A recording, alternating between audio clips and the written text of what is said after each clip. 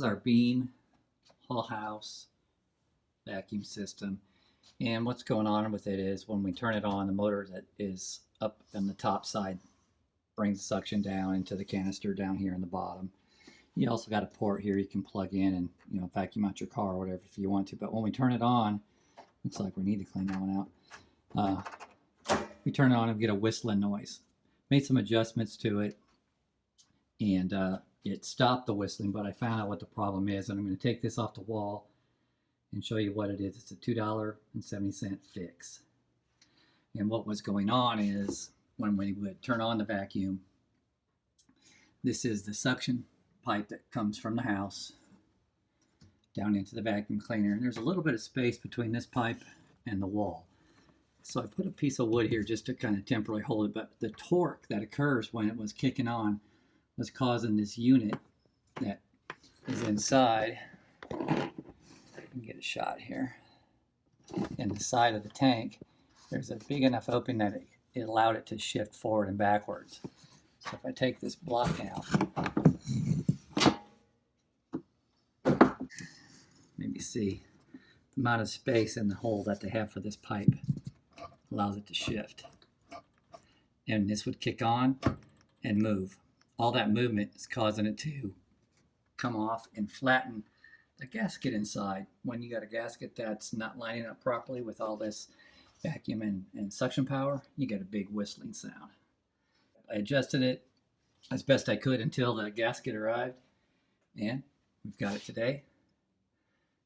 Sticky on one side, it'll stick down, the motor will put on top of it and resolve it. It's nice, probably about a 1/4 inch thick.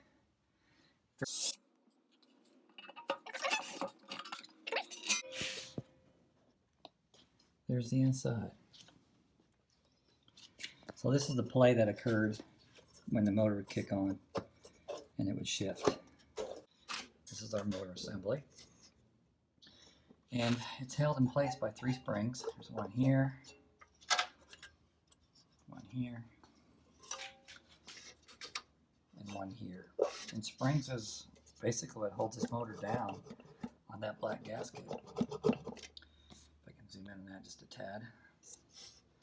And if it's spinning and twisting like it shouldn't, that gasket's going to get damaged, or the motor's going to come off the gasket like ours did and make a really nasty pitched whistling sound.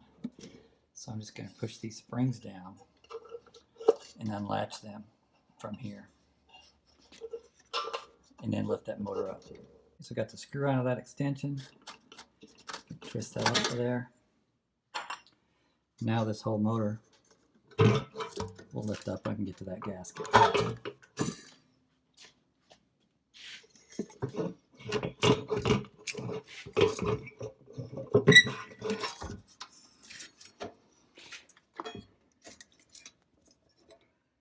So there's the gasket. Let's put this motor up here.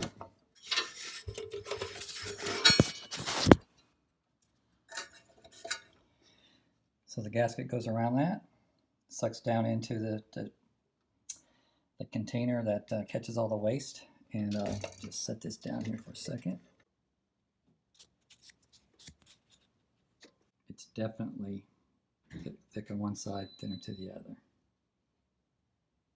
So there's a shot of the original gasket.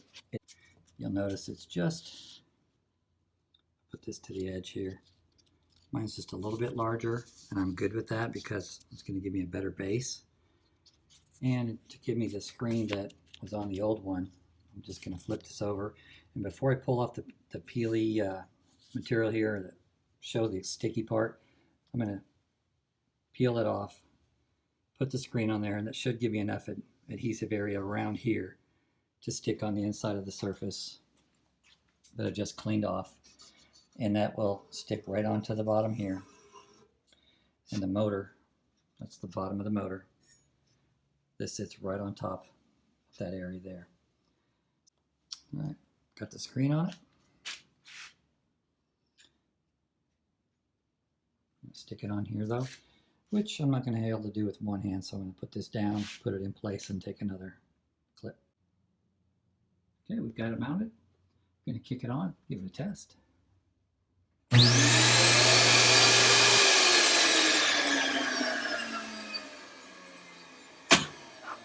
port for outside cleaning.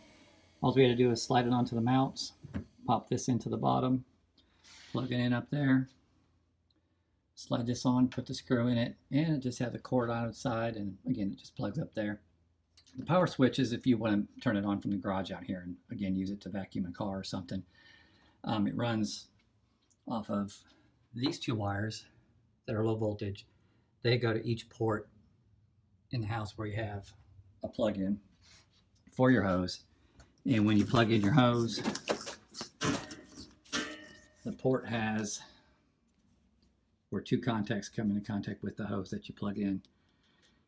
Once you plug it in, boom, it's live and you're using your vacuum. They also have ability to have a different hose that goes in, which we upgraded to for inside the house, and it comes with a handle where you can use an on-off switch. So it's as simple as they are.